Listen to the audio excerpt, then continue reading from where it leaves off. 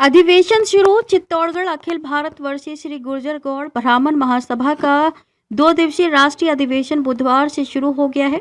ये राष्ट्रीय अधिवेशन चित्तौड़गढ़ में तीसरी बार होने जा रहा है। इस अधिवेशन में नवनिर्वाचित राष्ट्रीय अध्यक्ष ओम प्रकाश जोशी का शपथ ग्रहण होगा। साथ ही राष्ट्रीय कार्यकारिणी की बैठक भी होगी। राष्ट्रीय कार्यकारिणी की बैठक में कई अहम प्रस्ताव भी पारित किए जाएंगे, जिन पर आगामी 5 सालों में काम किया जाएगा।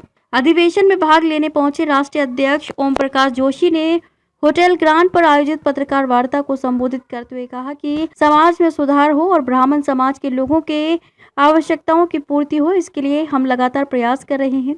यही हमारा मुख्य एजेंडा है। इसके अलावा जो प्रस्ताव आएंगे उसे हम पारित करेंगे। कुरीतियों को दूर करने पर कार्य हुआ है। उन्होंने कहा कि ये बहुत अच्छी बात है कि समाज द्वारा करवाए गए सामूहिक विवाह में सबसे आगे चित्तौड़गढ़ जिला रहा है। 20 सालों में पूरे देश में श्री गुर्जर गौड़ ब्राह्मण महासभा ने 12,500 सामूहिक विवाह करवाए हैं। उसमें सबसे ज्यादा सामूहिक विवाह 150 जोड़ों का चित्तौड़गढ़ जिले के सांवलिया जी में हुआ। उसके अलावा चित्तौड़गढ़ जिले में अब तक 1,371 सामूहिक विवाह हो चुका है। अखिल भारत वर्षीय गुर्जर गौड़ ब्राह्मण महासभा का गठन 1936 में हुआ था और रजिस्ट्रेशन भी करवाया गया था।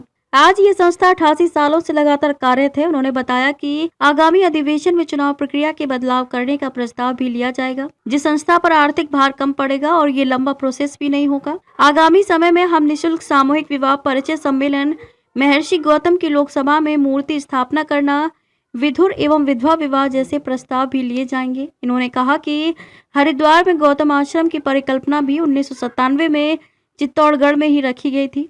राष्ट्रीय प्रभारी ओम प्रकाश उपाध्याय ने बताया कि अधिवेशन के लिए 4 जगह से प्रस्ताव आए थे, लेकिन राष्ट्रीय अध्यक्ष ने चित्तौड़गढ़ के प्रस्ताव को स्वीकार किया। चित्तौड़गढ़ में तीसरी बार अधिवेशन होने जा रहा है। पहला अधिवेशन 1986 में, दूसरा अधिवेशन 2010 में हुआ था और तीसरा अधिवेशन अब 2024 में होने जा रहा है। इस अधिवेशन में 25 दिसंबर की शाम राष्ट्रीय कार्यकारिणी की बैठक के अलावा शाम को सांस्कृतिक संध्या हुई। 26 दिसंबर को सुबह 9 बजे किला रोड से शोभा यात्रा शुरू होगी, जो गांधी चौक, सदर बाजार, सुभाष चौक होते हुए आयोजन स्थल भरतबाग पर आकर संपन्न होगी।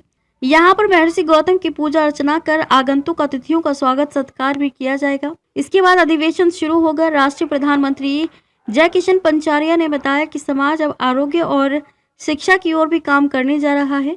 अहमदाबाद में एक आयुष भवन बनाने की कार्य योजना, जहाँ इलाज करवाने जा रहे समाजजनों के रुकने की व्यवस्था की जाएगी। जोधपुर एम्स के सामने भी ऐसी भवन बनाई जाएगी। इसी तरह एजुकेशन सेक्टर के लिए एक अलग से ट्रस्ट बनाई गई है, जो पढ़ाई कर रहे बच्चों को इंटरेस्ट फ्री लोन दिलाने या छात्रवृत्ति दिलाने का काम करेगी। उन्हें सरकारी योजनाओं का भी लाभ मिल सके, इसका ध्यान रखा जाएगा।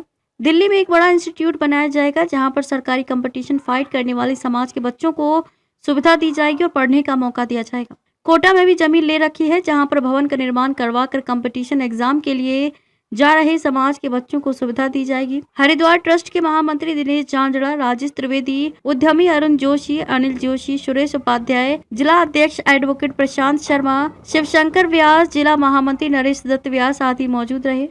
राष्ट्रीय अध्यक्ष ओम प्रकाश जोशी, हरिद्वार ट्रस्टी अरुण प्रकाश जोशी, प्रधानमंत्री जय किशन पंचारिया, हरिद्वार ट्रस्ट महामंत्री दिनेश झांझड़ा, प्रद्युमन जोशी, अनिल जोशी, दिल्ली नंदकिशोर, नेकपुर प्रधानमंत्री राष्ट्रीय प्रभारी ओम प्रकाश उपाध्याय, राष्ट्रीय कोषाध्यक्ष कमलेश भट्ट, राष्ट्रीय उपाध्यक्ष डॉक्टर सुरेश उपाध्याय, राष्ट्रीय युवाध्यक्ष रमेश खटोड़, जिला अध्यक्ष प्रशांत शर्मा, जिला महामंत्री नरेश दत्त व्यास, शिवशंकर व्यास, मधुसूदन पंचारिया, अरविंद व्यास मौजूद रहे।